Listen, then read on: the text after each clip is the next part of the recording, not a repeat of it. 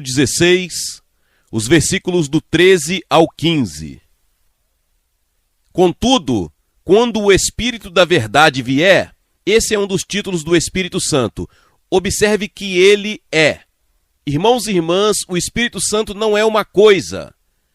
Ele é uma pessoa e ele quer ser tratado como uma pessoa. Quando ele, o Espírito da Verdade, vier, ele o guiará em toda a verdade. Pois ele não falará por sua própria autoridade, mas tudo o que ele ouvir, ele falará, e ele lhe dirá coisas que estão por vir. Agora Jesus está falando, ele diz, ele me glorificará, Jesus, porque tomará do que é meu e vô-lo declarará ou revelará. Então ele diz, todas as coisas que o Pai tem são minhas. Por isso digo que ele, o Espírito Santo, tomará o que é meu e revelará a vocês. Então tudo o que o Pai tem está investido no Filho. E toda a riqueza do Pai e do Filho é administrada pelo Espírito Santo. Ele é o mordomo, ele é o guardião do armazém. Vamos fazer uma amizade com ele e isso vai nos abençoar muito. Agora quero dizer uma coisa. Percebo que no estado atual da igreja, repleta de tantos problemas espirituais e tanta incredulidade, haverá filhos e filhas de Deus maravilhosos que não receberão cura. Sejamos honestos e enfrentamos esse fato. Tenho visto milhares de pessoas curadas ao longo dos anos, mas tenho visto alguns dos filhos mais escolhidos de Deus que não receberam a cura. Quero dizer que não posso explicar isso, tudo bem? Há coisas que não consigo explicar, mas enquanto ponderei sobre isso e busquei a Deus sobre isso, Deus me deu uma escritura e quero lê-la para você. É Deuteronômio 29, 29. Deuteronômio 29, 29, esse é um texto fácil de lembrar. As coisas encobertas pertencem ao Senhor nosso Deus, mas as reveladas pertencem a nós e a nossos filhos para sempre, para que cumpramos todas as palavras da lei. Existem dois tipos de coisas. Existem as coisas secretas que pertencem a Deus e existem as coisas que são reveladas a nós para que possamos fazê-las e agir de acordo com elas. Agora Deus me chamou para ser um ministro de sua palavra. Eu não me intrometo nos segredos de Deus. As coisas que Deus mantém em segredo, eu não tento saber. Mas é minha responsabilidade ministrar ao povo de Deus as coisas que são reveladas e agir de acordo com elas. E é isso que, com a ajuda do Senhor, farei esta noite. Ao longo dos anos, ministrando aos enfermos, descobri, Ruth e eu ficamos particularmente conscientes disso nos últimos anos. Se houver alguma barreira, ela não está do lado de Deus. Quando Jesus morreu, o véu do templo foi rasgado em dois, do alto a baixo, e todas as barreiras do lado de Deus foram removidas. Mas aprendemos por experiências que muitas vezes existem barreiras que permanecem nos corações e nas vidas do povo de Deus, e que são barreiras à cura. E para podermos ministrar eficazmente, temos de lidar com estas barreiras. Assim, no meu ensinamento desta noite, antes de começarmos a ministrar, vou trabalhar sistematicamente através das barreiras comuns que impedem as pessoas de receberem a cura. Descobri que isso economiza um tempo infinito quando ministramos a indivíduos. Nós, por assim dizer, limpamos o terreno primeiro.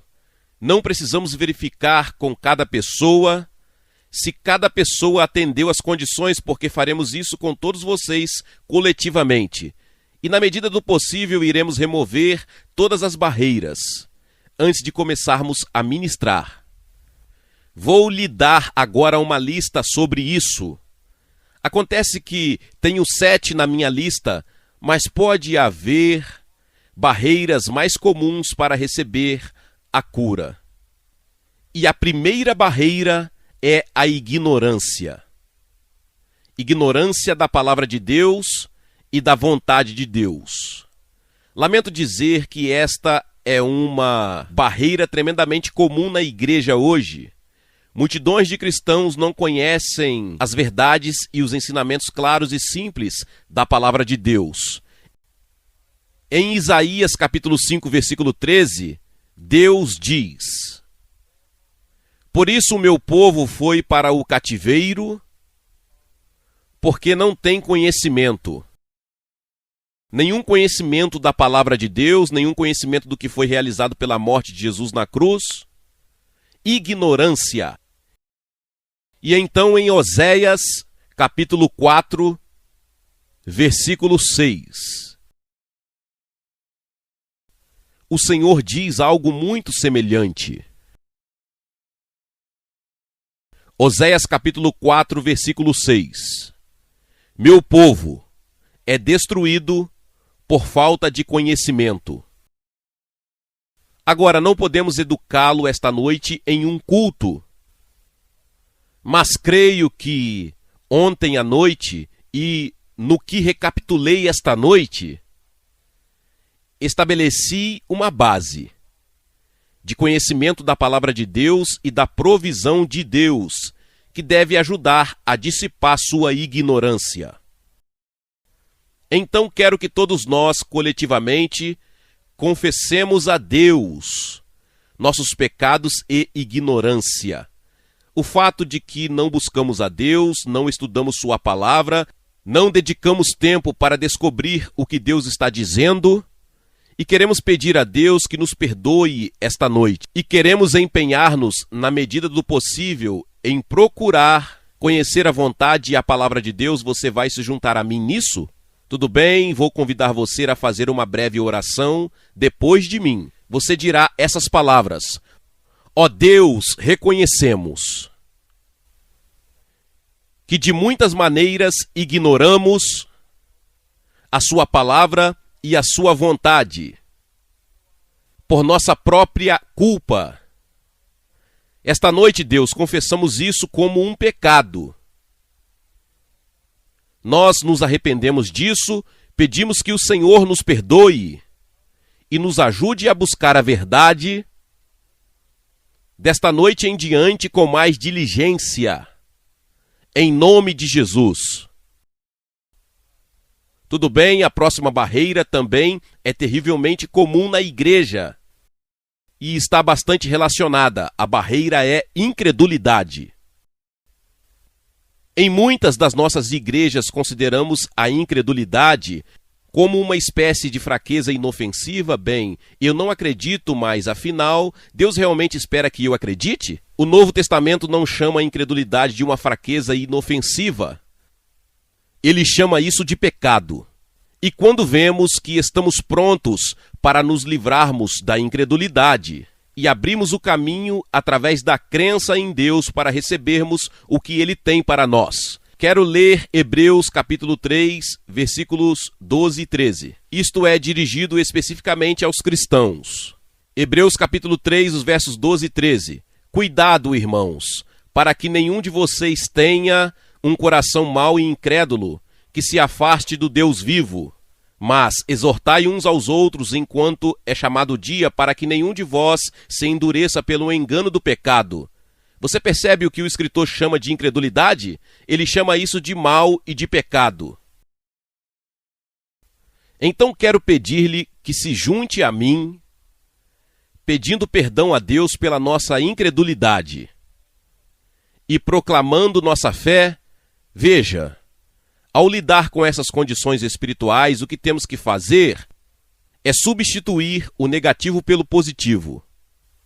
Então, antes de tudo, pedimos a Deus que perdoe a nossa incredulidade. E não há nenhum de nós aqui esta noite, inclusive eu, que não precise pedir perdão pela incredulidade. E então proclamaremos nossa fé de maneira muito simples. Vamos proclamar a nossa fé em Deus, em Jesus, no Espírito Santo e na Palavra de Deus. E isso pode mudar todo o clima deste auditório. A partir deste momento pode haver um clima de fé. Então, Vou pedir que você se junte a mim novamente em oração, vamos passar por isso. E é um pouco como quando você vai ao médico hoje em dia.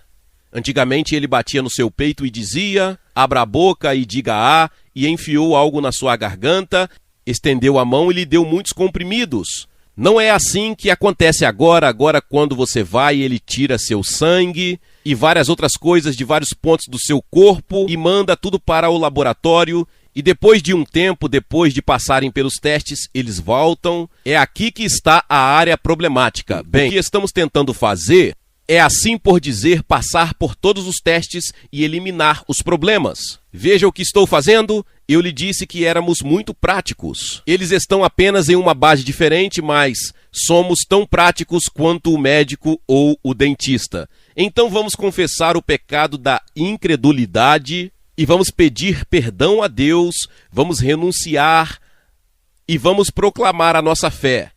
Você está pronto? Ó Deus, chegamos até a Ti em nome de Jesus e confessamos nosso pecado de incredulidade. Não tentamos desculpá-lo. Nós somos responsáveis por isso. Lamentamos por isso. Pedimos-lhe que nos perdoe e nos livre disso e nos transmita a sua fé. Esta noite queremos declarar, cada um de nós individualmente, eu acredito em Deus Pai, eu acredito em Jesus Cristo, seu Filho, eu acredito em Deus Espírito Santo e acredito na Bíblia, a palavra verdadeira e autorizada de Deus. Eu creio, Senhor Jesus, no que o Senhor disse. A palavra de Deus é a verdade. Amém. Tudo bem? Você se sente melhor agora? Eu lhe digo, há uma atmosfera diferente neste lugar. Muitos pequenos demônios desagradáveis de incredulidade tiveram que escapar pelas portas dos fundos. Chegamos à terceira barreira, que não existe em todas as vidas, mas em muitas. É um pecado não confessado. Provérbios capítulo 28, versículo 13, estabelece um princípio. Provérbios capítulo 28, versículo 13. Aquele que encobre os seus pecados não prosperará. Você pode tentar desesperadamente ter sucesso na vida e pode buscar muitas coisas. Mas se houver pecados não perdoados encobertos em sua vida, você não prosperará.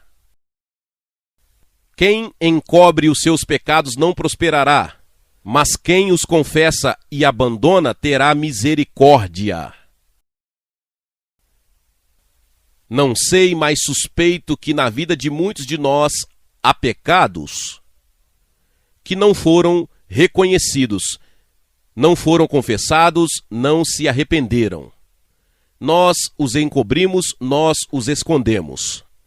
Você sabe, ao lidar com pessoas sobre a confissão de pecados, que é tão importante, descobri que muitos pensam desta forma.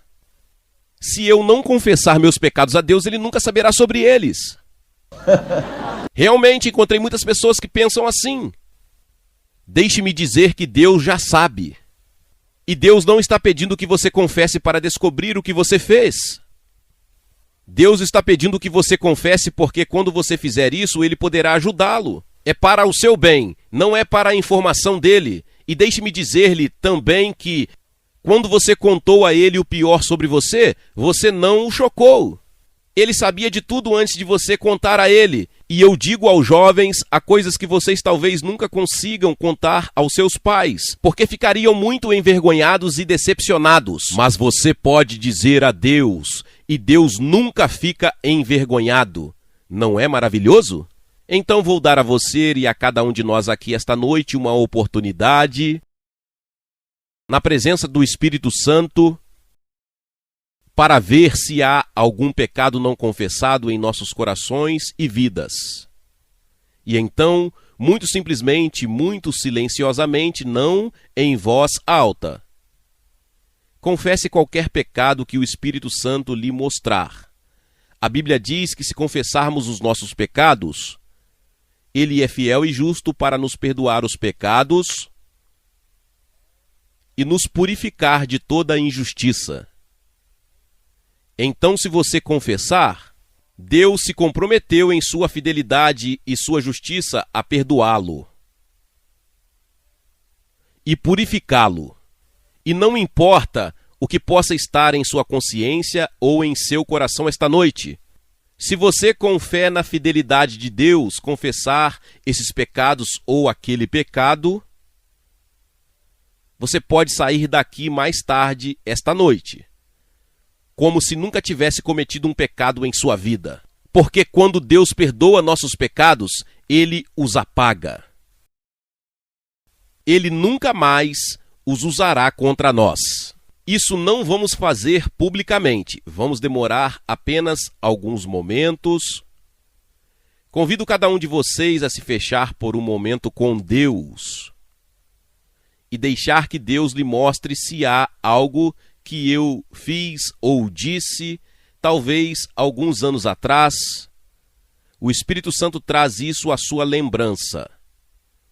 E você responde dizendo: Deus, eu reconheço. Perdoe-me, me desculpe. Purifica-me no sangue de Jesus. Apenas reserve alguns momentos de tranquilidade.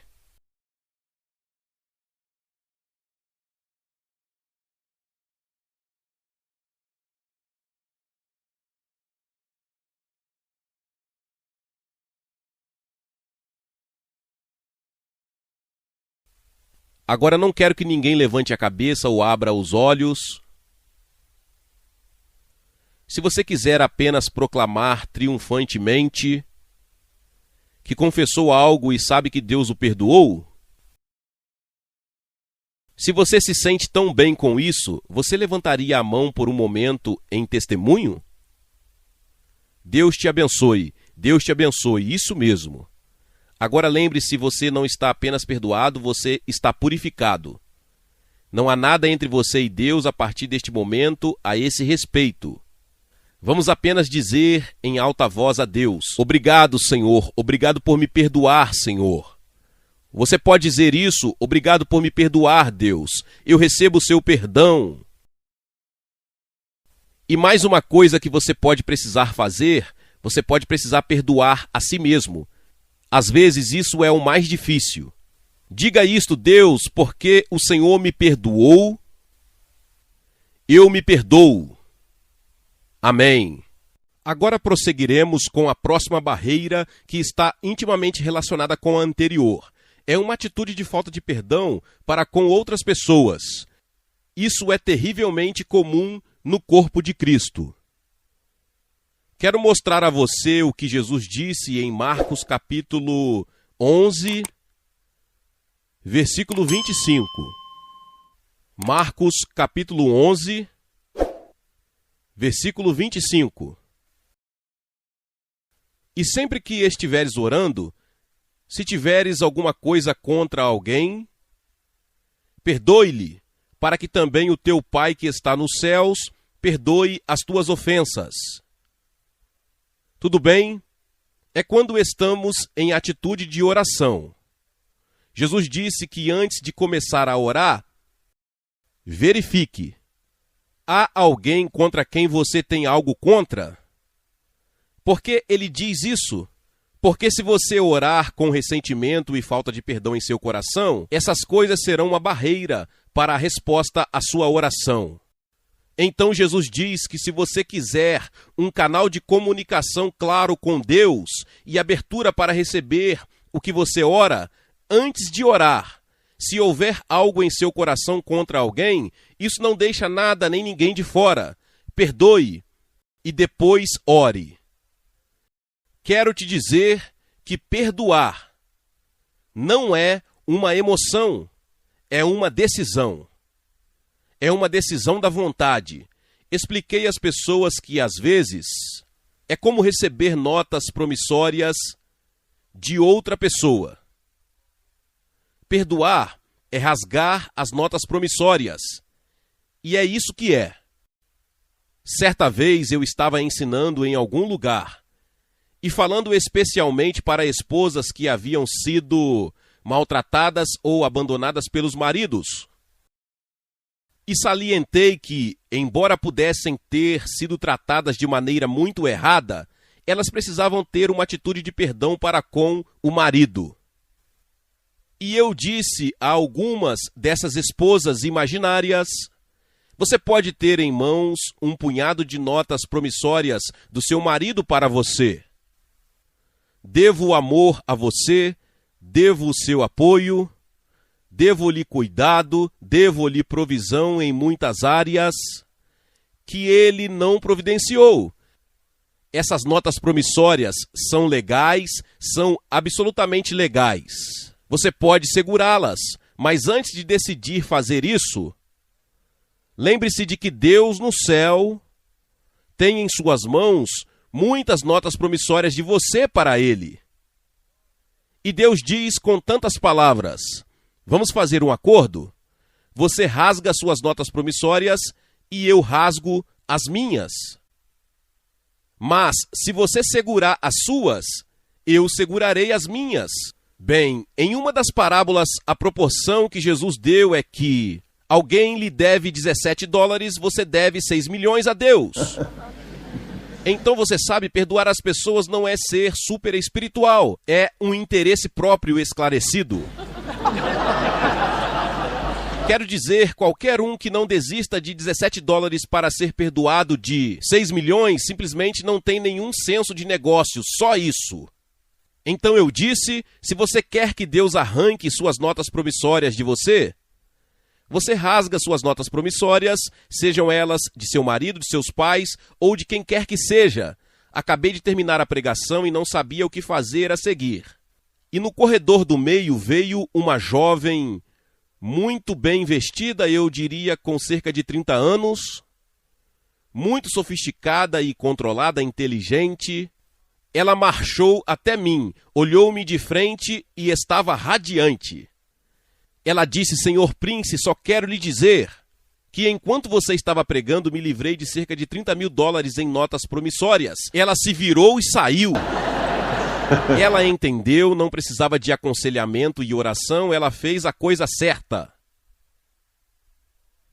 Tudo bem, então vamos reservar alguns momentos agora para lidar com o ressentimento e a falta de perdão em nossos corações. É assim que faremos. Separaremos apenas alguns momentos e orarei para que o Espírito Santo lhe mostre se há alguma raiz oculta de amargura em você. A Bíblia diz: se houver uma raiz de amargura e ela brotar, contaminará a muitos. E então você tomará a decisão de rasgar essas notas promissórias. Muitos de vocês jovens podem achar que seus pais não os trataram bem. Infelizmente, isso é verdade em muitas circunstâncias. Deixe-me dizer-lhe que o primeiro mandamento que traz consigo uma promessa é honrar seu pai e sua mãe.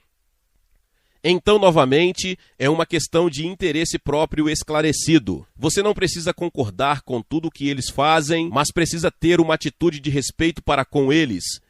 Nunca conheci um cristão verdadeiramente abençoado em Deus que tivesse uma atitude errada para com seus pais. Nunca.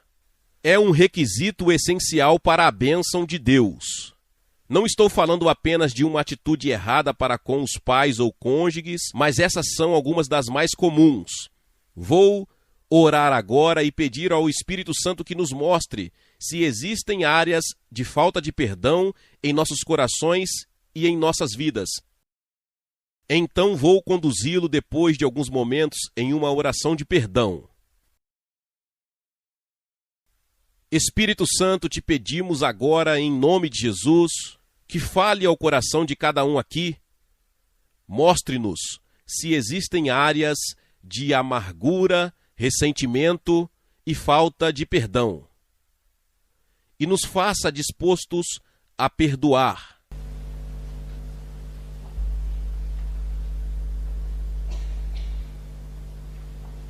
Agora, Espírito Santo pode lhe dar um nome ou nomes específicos ou uma situação específica. Agora quero que você faça esta oração. Senhor, se houver algum ressentimento em meu coração,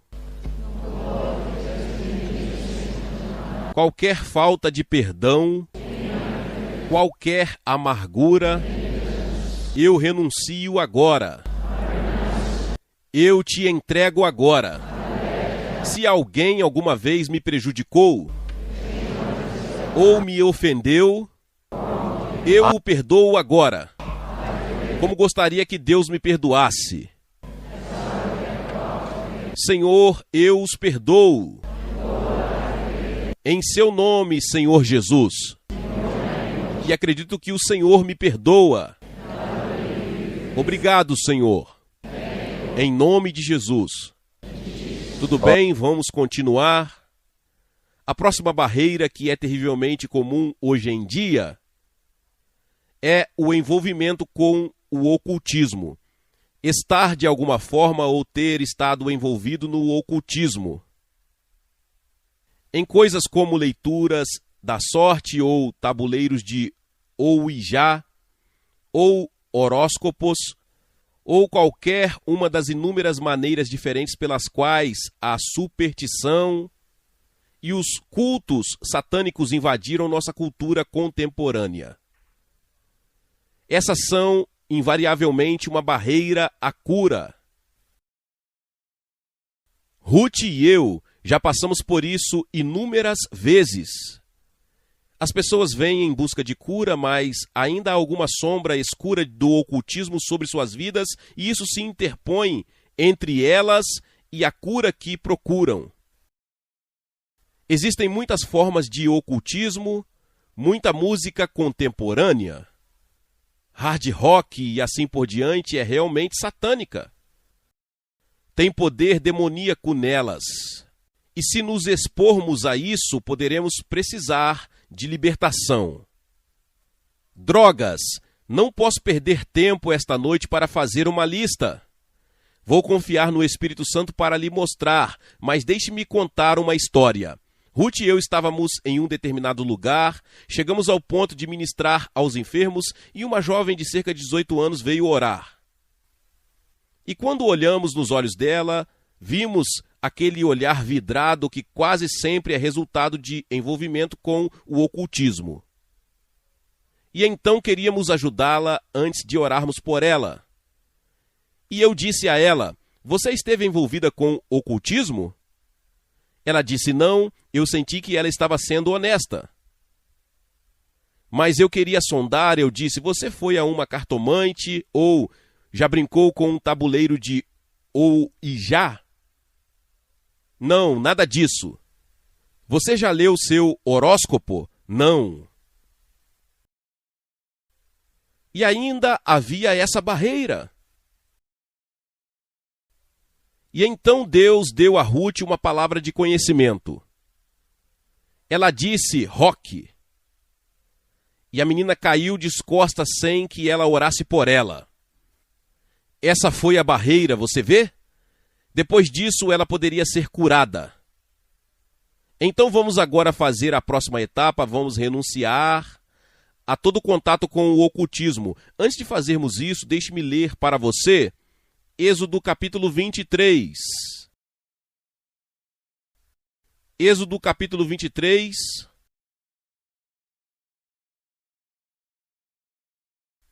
Versículo 24. E os seguintes: ora, estas são instruções de Moisés aos filhos de Israel sobre como deveriam lidar com as formas de adoração e religião que existiam na terra de Canaã antes de chegarem lá. E Moisés os advertiu que não deveriam participar de tais práticas satânicas.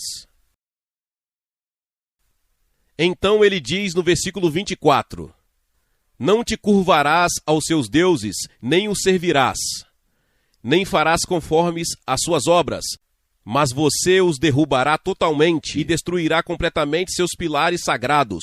Em outras palavras, não deveria haver associação com nenhum desses tipos de práticas ocultas. Agora, com base nisso, Moisés lhes dá estas promessas maravilhosas. Assim servireis ao Senhor vosso Deus, e Ele abençoará o vosso pão e a vossa água, e tirarei as doenças do meio de vós.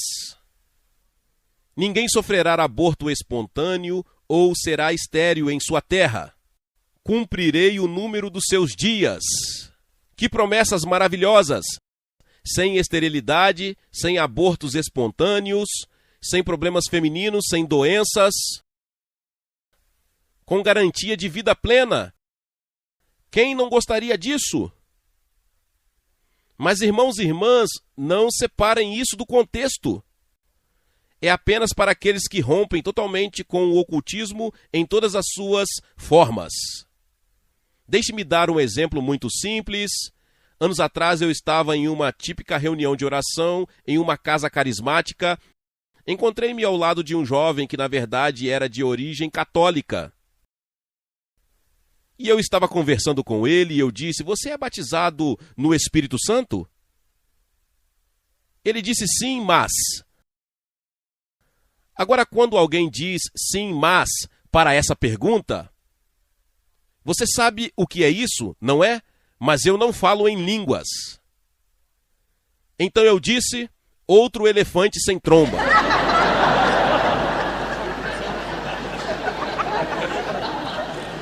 Não discuti isso com ele. E não tinha nenhum plano.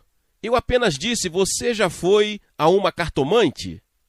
Ele disse sim uma vez quando eu era garoto de uns 15 anos. Mas eu só fiz isso de brincadeira, não levei a sério. Eu disse: "Você foi." Ele disse sim. Você estaria disposto a reconhecer a Deus que isso foi um pecado e pedir-lhe que o perdoe e o liberte das consequências? Não acho que ele tenha ficado impressionado com meus argumentos, mas mais ou menos só para me tirar do seu pé. Ele disse tudo bem, conduziu numa pequena e simples oração. "Senhor, confesso que fui a uma cartomante, eu não deveria ter feito isso, sei que foi um pecado, peço que me perdoe e me liberte das consequências em nome de Jesus." Então coloquei minha mão sobre ele e orei por ele, e ele falou fluentemente em línguas. Veja, essa era a barreira invisível. Não é apenas uma barreira para os dons do Espírito Santo, é uma barreira para a cura. Então, esta noite, se você cooperar, e eu não puder fazer nada contra a sua vontade, nem mesmo Deus poderá fazer nada contra a sua vontade. Se você cooperar, renunciaremos a todo o envolvimento oculto. Tudo bem? Você está pronto? Eu acho que isso cobrirá 50% das pessoas neste auditório. Essa seria a minha estimativa, posso estar errado. Mas isso é tão sutil hoje. Existem tantas maneiras diferentes. Você pode ir a uma loja de produtos, comprar um pequeno ídolo e levá-lo para casa como um pequeno enfeite. Mais uma história, porque não tenho certeza se você está convencido da gravidade disso. Há alguns anos, nos Estados Unidos, ministrei a uma senhora que era juíza. Ela era membro da Suprema Corte do estado da Virgínia. Ela tinha algum tipo de problema intestinal há 10 anos. Ela fez uma cirurgia e nunca ficou livre da dor. Eu estava ministrando as pessoas em uma igreja metodista e colocando as pessoas na cadeira e orando por elas, como às vezes faço. Ela estava ali e o poder de Deus estava vindo sobre eles. E eu disse a ela: "Você está pronta?" Ela disse: "Não, acho que não." Eu disse: "Bem, quando você estiver pronta, me avise." Cerca de 10 minutos depois, ela disse: "Acho que estou pronta." Sentei-a na cadeira que segurava suas pernas. Uma perna era mais curta, cresceu e o poder de Deus a atingiu. Ela esteve fora deste mundo, arrebatada por 45 minutos. Ela me contou isso pessoalmente. Quando ela acordou, pela primeira vez em 10 anos, ela estava livre da dor. Mais tarde, ela descobriu isso. Quando a operavam cirurgicamente nos intestinos, colocaram clipes de metal para manter as coisas no lugar. Quando Deus a curou, ela removeu os clipes. Não houve mais evidências de clipes. Depois disso, sua amiga em alguma competição ganhou uma viagem grátis ao México para as duas. Então elas foram passar férias no México. Voltaram e a amiga ligou para mim e a minha esposa, desesperadas. Ela disse: esta senhora acabou de tentar cometer suicídio. Venha e nos ajude. Então passamos rapidamente e começamos a conversar com elas. Aparentemente nada havia mudado. Eu disse: você esteve no México? Elas disseram que sim. Eu disse: você trouxe alguma lembrança com você? E esta senhora disse: sim, trouxe uma imagem circular. E eu disse: que imagem era essa? O Deus do Sol, disse ela. Eu disse: esse é o seu problema. Você está amaldiçoada porque trouxe algo amaldiçoado para a sua casa. A Bíblia diz que se você trouxer isso para a sua casa, você será amaldiçoada com essa coisa. Ela era uma senhora de ação, ela se levantou, desceu ao porão, quebrou em pedacinhos e jogou na lata de lixo. Ela nunca teve outro problema, mas isso quase lhe custou a vida. Isso é tão real. Veja, Deus não aceita a idolatria. Não creio como compreenderemos como o Senhor não gosta da idolatria. Então, vamos lhe dar uma oportunidade se você já esteve envolvido com o ocultismo e nunca lidou com isso em sua vida. Se já lidou com isso, você está livre. Então, está tudo bem, mas se você lidou com isso, vamos lhe dar essa oportunidade. Vamos deixar o Espírito Santo repousar sobre nós por um momento e falar. Ele tem uma memória maravilhosa. Ele pode levá-lo 20 anos atrás para algo que aconteceu.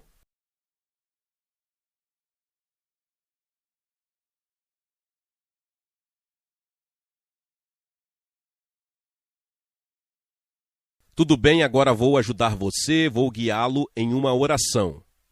Mas deve ser baseado no seu próprio reconhecimento. Quero que você diga estas palavras: Senhor, se alguma vez estive envolvido com o ocultismo, mesmo que ignorantemente, seja lá o que for, confesso isso como um pecado e eu renuncio a isso. Peço-lhe que me perdoe. E me comprometo agora que nunca mais estarei envolvido nessas coisas. Perdoe-me, Senhor, e liberte-me de sua influência. Agora mesmo, em nome de Jesus. Amém. Tudo bem? Muito intimamente relacionado com isso, no mesmo capítulo, de Êxodo capítulo 23, versículo 32. Êxodo capítulo 23, versículo 32, chegamos a outro problema relacionado. Não farás aliança com eles, nem com os seus deuses. É possível que as pessoas façam algum tipo de aliança com pessoas que têm deuses falsos. E se você fizer isso, você se envolverá na culpa dessas pessoas e de seus deuses falsos. Isso pode parecer remoto e abstrato para você, mas vou explicar um caso comum específico. Alguns de vocês podem ficar ofendidos, mas digo isso com amor, porque sei que é verdade. Existe um grupo de aliança. Muito comum, uma sociedade secreta que prevalece em todo o mundo, na língua inglesa, que é a maçonaria. E se você está envolvido na maçonaria, você está sob uma maldição. Não só você, mas sua família e seus descendentes. Falo isso por experiência própria. Ruth e eu encontramos isso.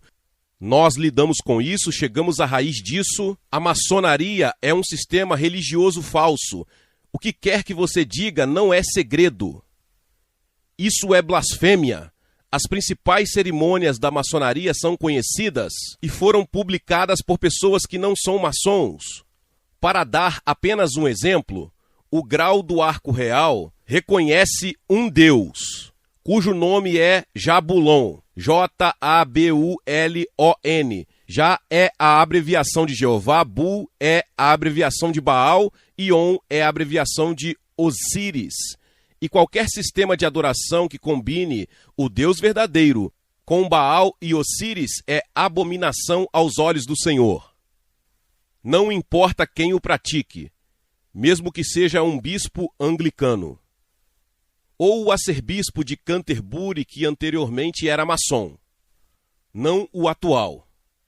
Não faz diferença, Deus não faz acepção de pessoas. Vimos as consequências mais terríveis em vidas e famílias por causa desta maldição. Vou lhe dar um breve exemplo dramático. Na Austrália, quando estivemos lá pela primeira vez, tivemos um culto de cura e uma das pessoas que se apresentou foi uma jovem que obviamente fazia parte da subcultura, mas aparentemente tinha acabado de sair dela. Ela tinha o que parecia ser em seus braços um bebê recém-nascido. Dissemos, por que você precisa de oração? Ela disse, meu bebê que precisa. Parecia ter cerca de 6 dias e ela nos disse que ele tinha 6 semanas. Nós dissemos, qual é o problema? Ela disse que simplesmente não se alimenta. Não consigo fazer com que coma mais do que uma colher de leite. Então Ruth e eu colocamos as mãos sobre a mulher, enquanto ela segurava o bebê nos braços. O poder de Deus veio sobre ela e ela caiu no chão, e Ruth pegou o bebê de seus braços e o segurou. E então Deus deu a Ruth uma palavra de conhecimento. Ela disse que o pai da menina é maçom. As pessoas que estavam ministrando a menina se opuseram ao espírito da maçonaria, e ele saiu com um grito alto e prolongado. Mas o dramático foi exatamente o mesmo grito que saiu do bebê, nos braços de Ruth ao mesmo tempo. 6 horas depois, a menina voltou para o culto noturno com um bebezinho. Ela disse que entre a manhã e a noite, a criança tomou 3 garrafas de mamadeiras.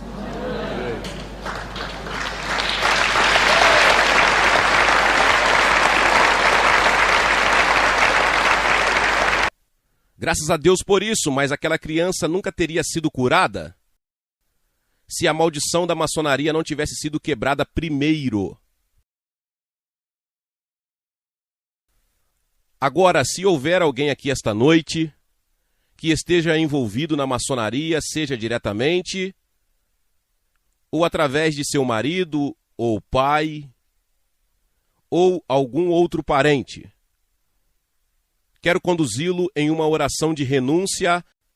Pode haver outros cultos semelhantes, sociedades secretas, organizações satânicas. Existem muitos deles no mundo hoje. Se você está envolvido em alguma dessas coisas, quero pedir-lhe agora, em nome do Senhor Jesus, que renuncie a eles.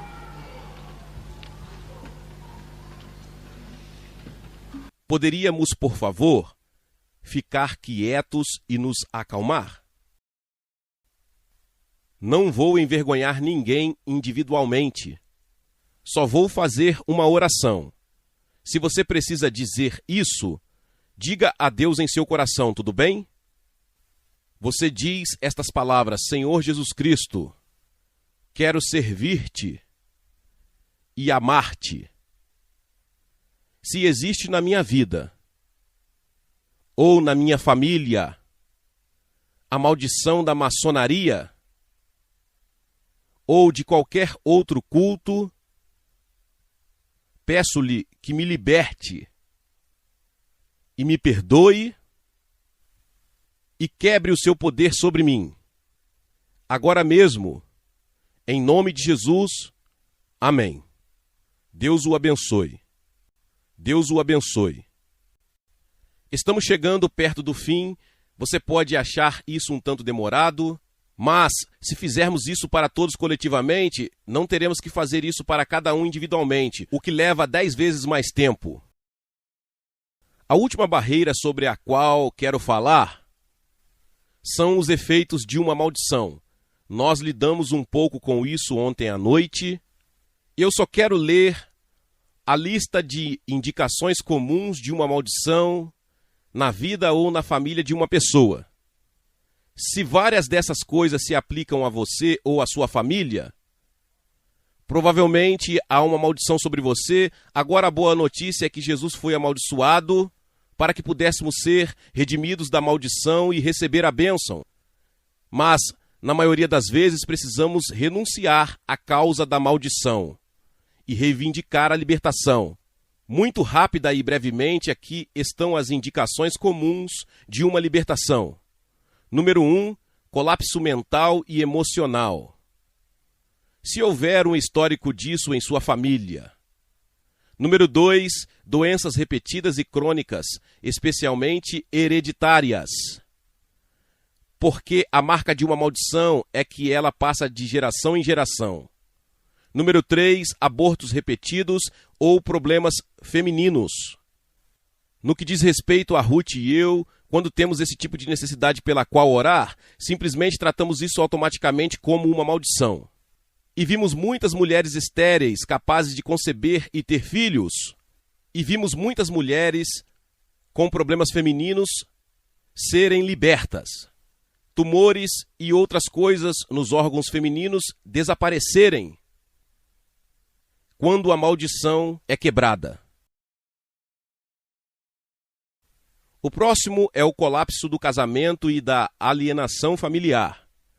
Se uma família tem um histórico de casamentos desfeitos e diferentes ramos da família em guerra entre si, você pode ter quase certeza de que é uma maldição. O próximo é a contínua insuficiência financeira. Você nunca sai da síndrome da pobreza.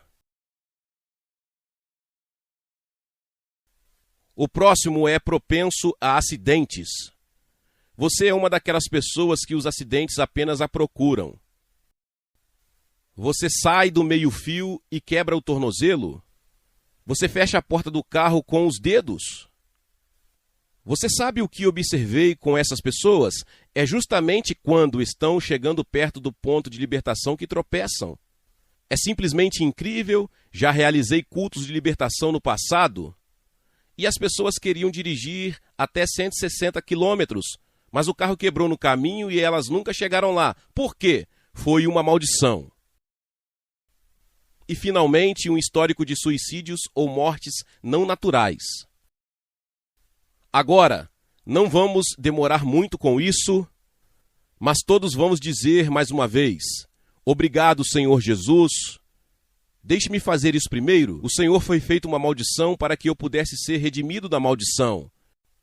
Tudo bem? E enquanto você diz isso, deixe isso ser retirado de você. Agora pode acontecer com você agora. Você pode sair deste lugar como uma pessoa diferente. Aquela sombra escura que tem pairado sobre sua vida e que tem te seguido, quando tento descrever para as pessoas como é uma maldição. É como uma sombra escura do passado que sempre parece pairar sobre você.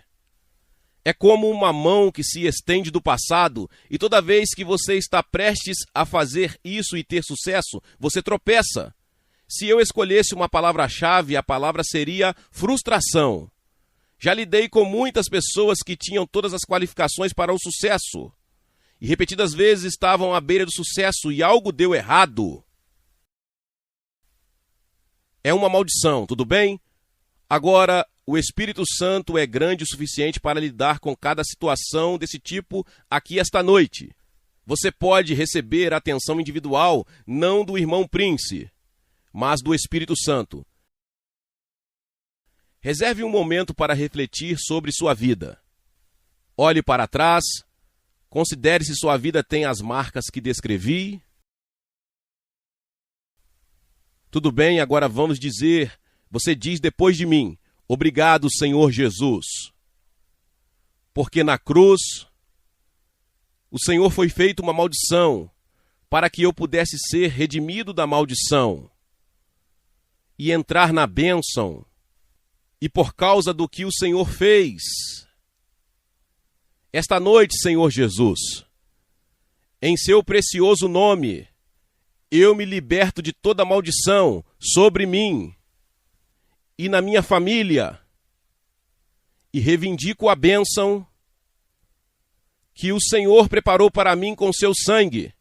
Obrigado, Senhor Jesus. Vamos dar-lhe um pequeno louvor, certo?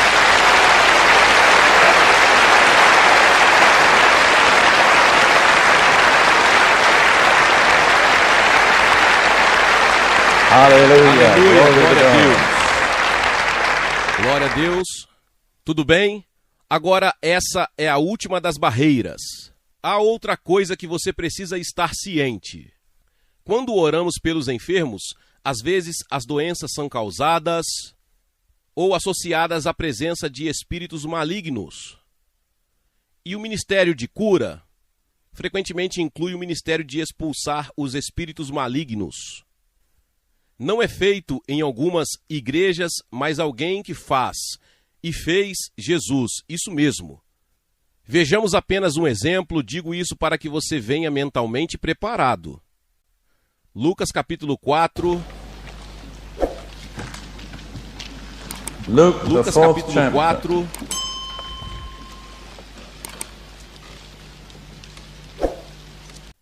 Versículos 40 e 41. Lucas 4, 40 a 41. Agora, quando o sol estava se pondo, todos aqueles que tinham alguém doente, com várias doenças, trouxeram-nos a ele. E ele impôs as mãos sobre cada um deles e os curou. E de muitos também saíram demônios ou espíritos malignos clamando. Observe que, associado ao ministério de imposição de mãos aos enfermos para a cura, havia a expulsão de demônios. Porque quando o poder sobrenatural de Deus entra em operação, os espíritos malignos simplesmente não aguentam, mas eles têm que sair. Agora, existem duas maneiras principais pelas quais os espíritos malignos estão associados às doenças. A primeira é que são causas diretas de doenças. Existem espíritos de enfermidade, de dor, de incapacidade e de morte, para citar apenas 4 com os quais lidamos comumente. Por exemplo, muitas pessoas que têm algum tipo de curvatura espinhal ou deformidade na coluna vertebral que é causada por um espírito incapacitante. E para que essa pessoa receba libertação total, é necessário que esse espírito paralisante seja expulso. Jesus encontrou uma mulher que estava curvada e não conseguia ficar em pé. Ele não tratou isso como uma doença física. Ele disse que esta mulher está presa a um espírito de enfermidade há 18 anos. Ele a libertou do espírito e ela imediatamente se endireitou. Já lidamos com tudo isso muitas vezes. Acho que não posso entrar em detalhes agora. Exceto talvez o espírito da morte, que é muito, muito comum. E a maneira como isso funciona é fazer com que uma pessoa fique enferma e fraca e, por fim, morra prematuramente. E tal pessoa tende, de alguma forma, a ter uma visão mórbida da vida. Eles tenderão a olhar para o outro lado negro das coisas, eles podem tender a usar roupas escuras. Há algo mórbido neles. Já tive que dizer a vários jovens: sugiro que não usem mais preto. Você pode achar isso estranho, mas há uma associação entre. Não estou dizendo que as pessoas nunca deveriam usar preto. Existem apenas algumas pessoas para quem não é totalmente sensato usar preto. Ruth e eu provavelmente já lidamos com centenas de casos de pessoas que precisam de libertação do espírito da morte. Acho que vamos fazer algo que não planejei. Descobrimos, como sempre, que a coisa certa a fazer é substituir o negativo pelo positivo. Veja, uma maneira pela qual o espírito da morte entra é você ficar desanimado, deprimido, oprimido e dizer: eu poderia muito bem estar morto.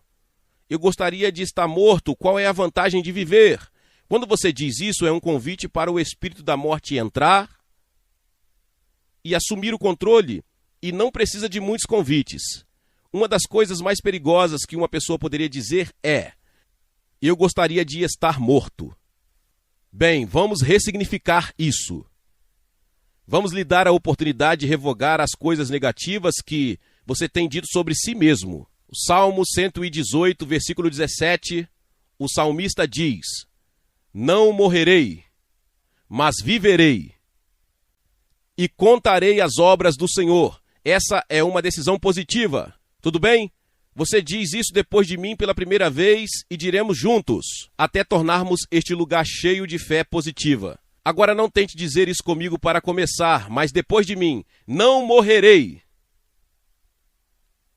mas viverei e declararei as obras do Senhor. Você tem boas lembranças? Pode dizer isso comigo desta vez? Não morrerei, mas viverei e declararei as obras do Senhor. Levante-se e diga: há algo especial em estar de pé. Não vou me entregar ao diabo, não vou deixar que ele pise nas minhas emoções e nas minhas atitudes. Tudo bem? Pela terceira vez. Você está pronto? Não morrerei, mas viverei e declararei as obras do Senhor. Agora, é maravilhoso dizer isso para o ar e dizer para mim. Gostaria de sugerir que cada um se voltasse para alguém agora, olhe bem nos olhos dele e diga: não morrerei, mas viverei e declararei as obras do Senhor. Não morrerei, mas viverei e declararei as obras do Senhor. Glori caramacheca tarabacheia. Decora namassura bacantaralabachar.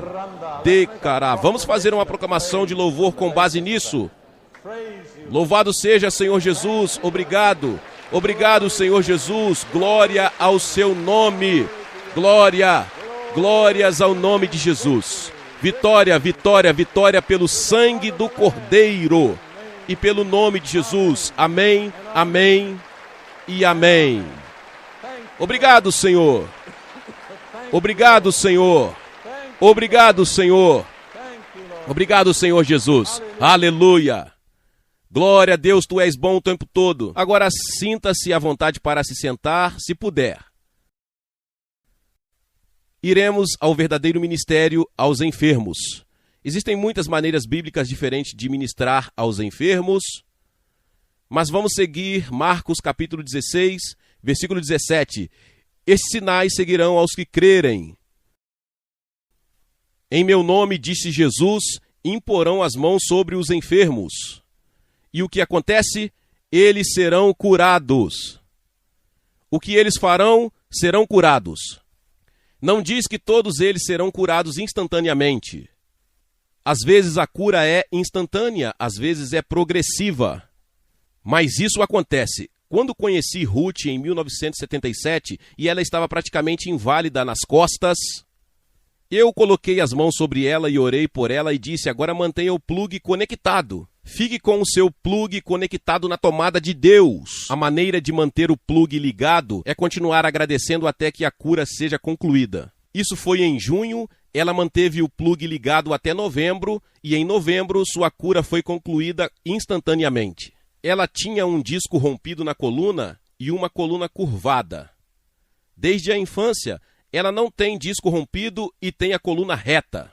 Glória a Deus.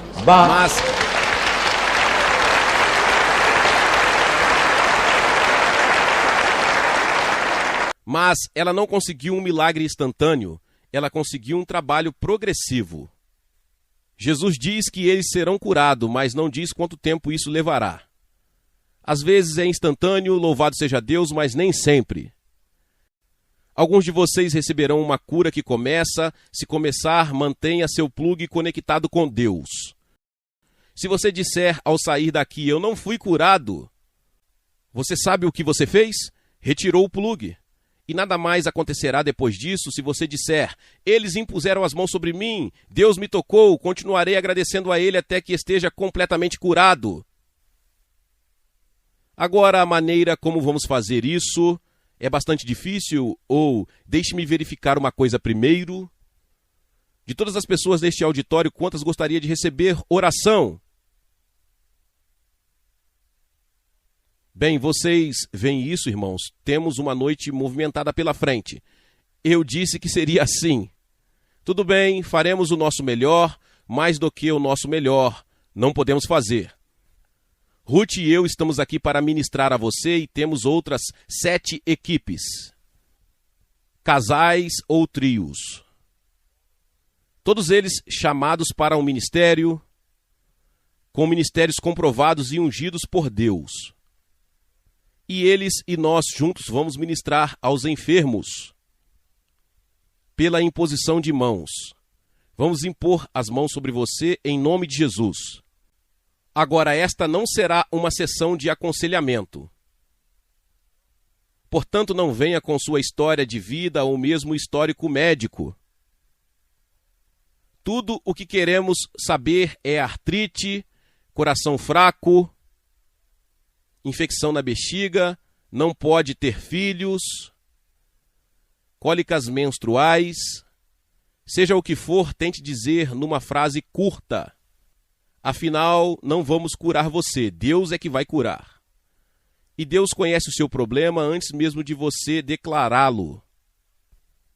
Venha com esta atitude de que, ao vir a estes ministros do Senhor, estou obedecendo a palavra de Deus, estou fazendo o que ele me disse para fazer. E não venha olhando para o irmão Prince e Ruth, ou para qualquer uma das pessoas aqui da equipe para querer cura. Você deve olhar para Jesus Cristo, que lhes disse para impor as mãos sobre os enfermos. Por favor, não se concentre nas personalidades humanas, porque elas não podem fazer muito por você quando se trata de cura. Jesus pode fazer qualquer coisa. Agora vamos procurar manter um clima de oração e adoração. Se você é filho de Deus, não quero que seja apenas um espectador. Quero que você esteja envolvido em oração. Tenha a mesma atitude como se fosse seu irmão, sua irmã ou seu pai que está aqui recebendo a oração, ministrando. E teremos, com a ajuda de nossos líderes de louvor, de tempos em tempos, períodos de louvor e adoração. Aprendemos por experiência própria que numa atmosfera de adoração é muito mais fácil para as pessoas receberem cura. Então, por favor, não haja espectadores. Nenhum de vocês se envolva em muitas conversas fúteis com a pessoa do lado. Embora a pregação esteja chegando ao fim, a parte real do culto está começando e não estamos muito conscientes do tempo. Se você precisar sair a qualquer momento, fique à vontade para ir sem constrangimento, mas continuaremos enquanto sentirmos que Deus deseja que continuemos. Geralmente falando, incluindo o ensino, é muito raro que os nossos cultos de cura durem menos de 5 horas. Tivemos alguns que duraram 8 horas. Isso é muito curto em comparação com os de Jesus. Alguns de seus cultos duraram 3 dias. Temos a atitude errada em relação ao tempo, não é verdade?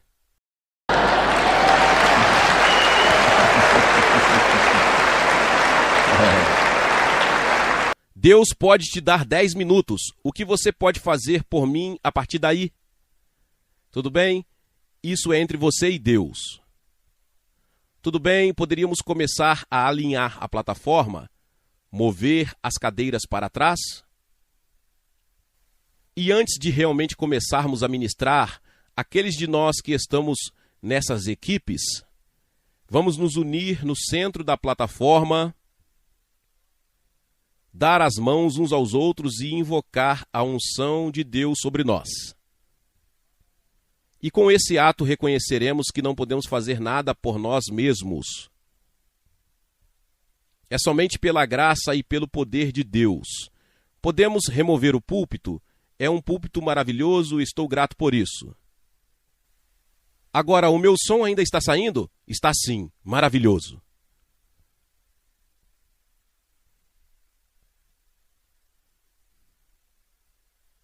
Tudo bem, aqueles de nós que estarão nas equipes iniciais poderiam estar com seus parceiros de equipe, daremos as mãos. Provavelmente precisamos estar deste lado para poder olhar para as pessoas. Vamos deixar essa parte aberta para que as pessoas possam nos ver. Você tem uma palavra de conhecimento? Faremos isso primeiro. Ok. Tudo bem, vamos apenas nos humilhar diante de Deus. Na verdade, acredito que agradaria a Deus se nos ajoelhássemos diante de todos vocês e disséssemos simplesmente: Deus, estamos nos colocando à sua disposição.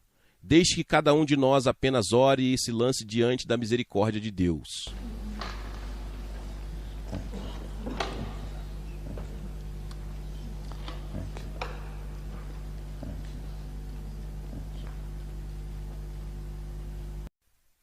Ó Deus, nós nos apresentamos diante de Ti agora mesmo como Teus servos e servas.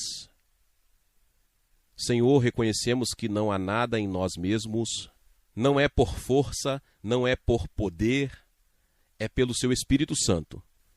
Bendito o Espírito Santo, nós Te reconhecemos como a terceira pessoa da divindade, aquele que possui a chave do armazém de Deus.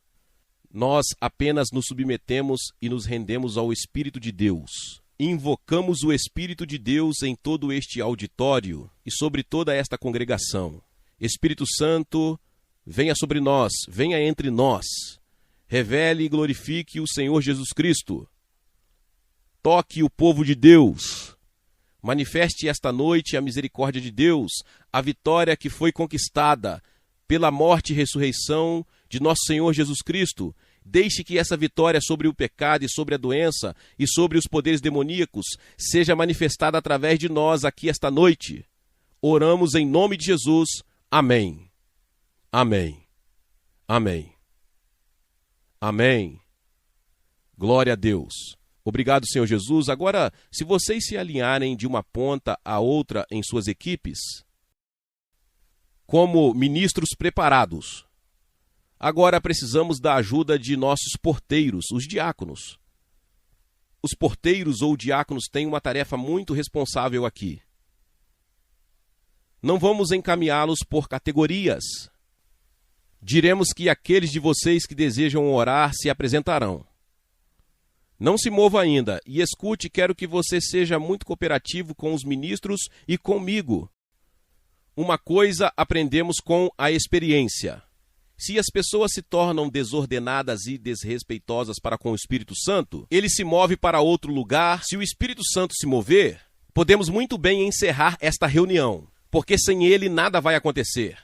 Quanto mais você coopera com a liderança, mais você agrada ao Espírito Santo. Mas antes de começarmos este ministério geral, vou chamar minha esposa. Deus deu a ela uma palavra de conhecimento sobre alguém aqui esta noite, uma condição específica. Agora Deus faz isso para criar fé e para encorajar a pessoa, que pode ser indicada porque Deus quer te mostrar que Ele te ama tanto, que Ele identificou sua necessidade particular esta noite. Ele vai te mostrar que Ele sabe disso sem você contar a Ele. E se você é a pessoa que convidaremos você a se apresentar e responder assim que a descrição for dada, oraremos por você. Aproxime-se esperando ser curado. Deixe-me dar apenas um exemplo. Estivemos na Inglaterra há cerca de 1 ano atrás e não foi um culto de cura, foi apenas um culto matinal. Mas antes de eu começar a falar, Ruth disse: tenho uma palavra de conhecimento. Ela disse: conhecendo o meu povo britânico, eu disse a eles: agora ouçam, não fiquem presos em seus assentos, não fiquem envergonhados, não espere. Se você é o único, suba, não deixe Satanás te segurar. Ruth disse: há alguém aqui esta manhã que está com medo de ficar cega de um olho. Havia uma senhora indiana em seu sari na segunda fila.